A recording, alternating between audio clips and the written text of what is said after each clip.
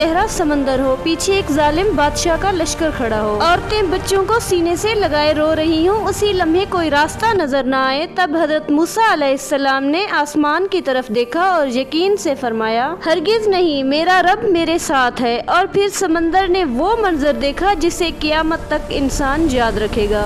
आज हम सुनेंगे फिरौन के अंजाम का वो वाक़या जिसने गरूर को हमेशा के लिए डबो दिया। मिस्र की रात अजीब खामोश थी, नील का पानी चांदनी में चमक रहा था, महल के मीनार आसमान को छूते महसूस होते थे और इस महल के अंदर सोने के तख्त पर बैठा था फिरौन। उसकी आंखों में गरूर था, हजारों गुलाम उसके सामने झुके खड़े थे। वो खड़ा हुआ, हाथ बुलंद किया, बुलंद आवाज में कहा, ए लोगो, क्या मिस्र की बादशाही मेरी नहीं? क्या ये नहरें मेरे हुक्म से नहीं बहती? दरबारी फौरन बोल उठे, आप ही हमारे रब हैं। फिरौन के चेहरे पर मुस्कुराहट आ गई, लेकिन उस शहर के एक कच्चे घर में एक माँ के दिल में खौफ की आग जल रही थी। आज हुक्म आया था, बनी इसराइल के हर नौमौलूद बेटे को कत्ल कर दिया जाएगा। दरवाजे पर सिपाहियों के कदमों की चाप सुनाई देती तो औरतें कांप जाती। इसी खौफ के आलम में एक बच्चा पैदा हुआ। माँ ने उसे सीने से लगाया, आंखों से आंसू बह रहे थे। अचानक दिल में एक आवाज आई, इसे दरिया में डाल दो, हम उसे वापस तुम्हारी तरफ लौटा देंगे। ये अल्लाह की तरफ से इल्हाम था। माँ के हाथ कांप रहे थे, लेकिन ईमान खौफ से बड़ा था।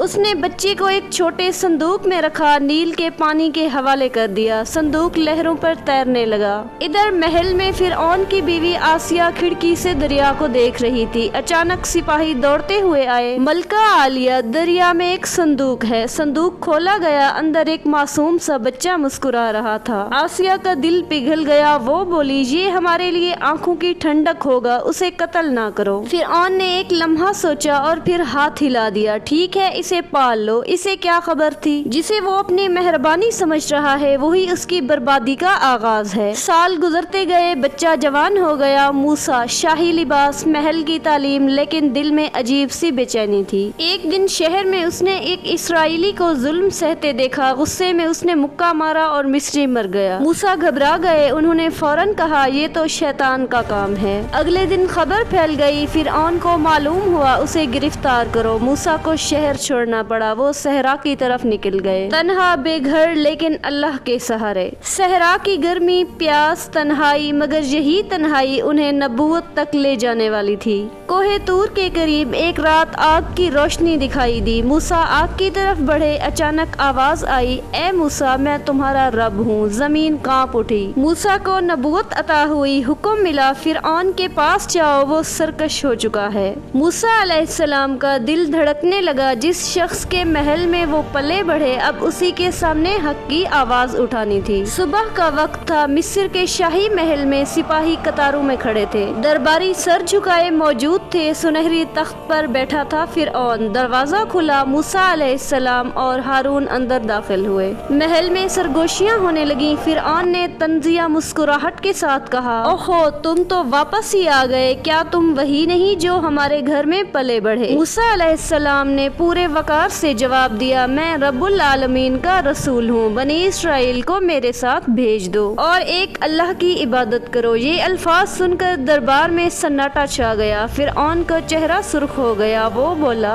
अगर तुम सच्चे हो तो कोई निशानी पेश करो। मूसा अलैहिस्सलाम ने अल्लाह के हुक्म से अपना असा जमीन पर डाला। अचानक वो एक अजीम सांप बन गया। दरबारी पीछे हट गए, खौफ फैल गया। फिर मूसा अलैहिस्सलाम ने अपना हाथ बगल में रखा और निकाला। वो चमक रहा था जैसे नूर की किरण हो।